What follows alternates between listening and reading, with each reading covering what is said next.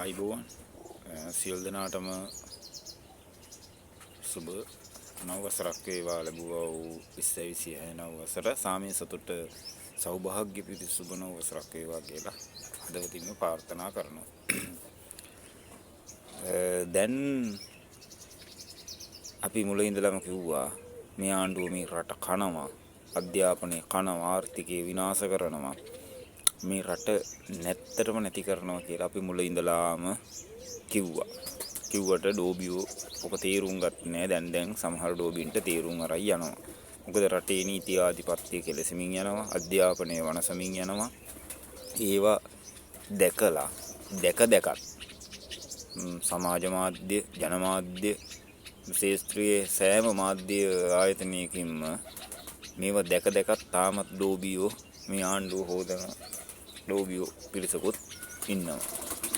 අපි ඒ කිව්වා වගේම දැන් ඔබට පේනවා නිවුස් වල හැමතැනම බැලුවහම අධ්‍යාපනයට වෙලා තියෙන අධ්‍යාපන ප්‍රතිසංස්කරණ කියලා අපේ රටට නොගැලපෙන ප්‍රතිසංස්කරණ තමයි ගෙනල්ලා තියෙන්නේ. ඊළඟට දැන් විදුලි බිල වැඩි කරන්න යනවා.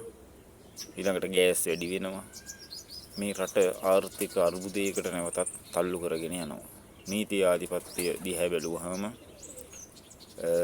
NPP එකේ එහෙම නැත්නම් මාලිමා ජෙප්පන්ට එක නීතියකුත් අනිත් අයට තව නීතියකුත් ක්‍රියාත්මක වන බව පේනවා.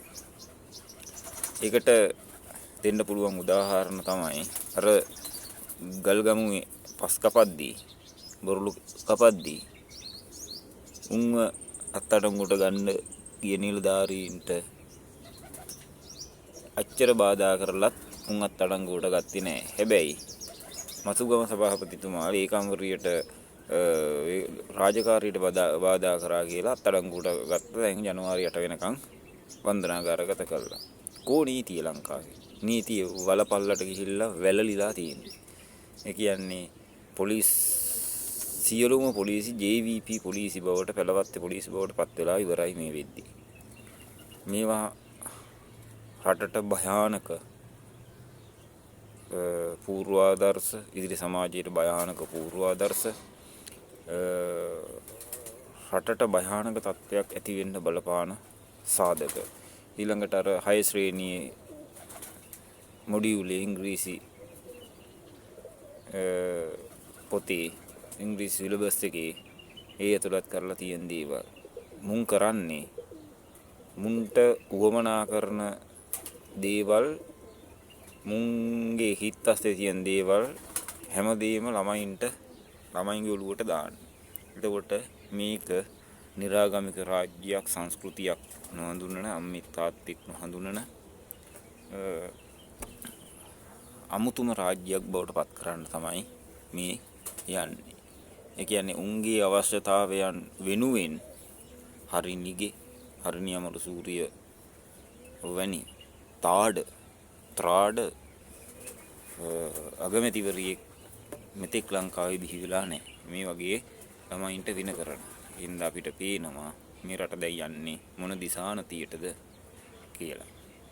ඒකින්ද හැම දිනාගෙම ඇස් ඇරෙන්න ඕනේ අවස්ථාවක් තවමත් අපේ මිනිස්සු ඇස් වහගෙන ඉන්නේ. ඒකින්ද සියලුම ජනතාවගෙන් ඉල්ලනවා මේ පිළිබඳව හොඳට හිතන්න, කල්පනා කරලා ගත යුතු තීරණේ අදම ගන්න. ඒක පහු කරන්න එපා. පහු කරන්න වෙන්නේ අපේ රට තවත් වලපල්ලට යන එක.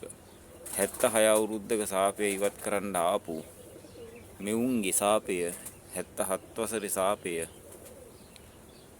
ඉවර කරන්න මුන් මේක දාලා යන දවසට සෑහෙන පරිශ්‍රමයක් දරන්න වෙනවා. ඒකින්ද තවත් මේ රටට වින කරන්න, මේ රටට කෙලවන්න කලින් සියලු දෙනාම එකතු වෙලා ඒ වෙනුවෙන් සටන් කරන්න පෙරට එන්න කියලා ඔබ සියලු දෙනාගෙන්ම ඉල්ලා සිටිනවා. සියලු දෙනාටම ආයුබෝවන්.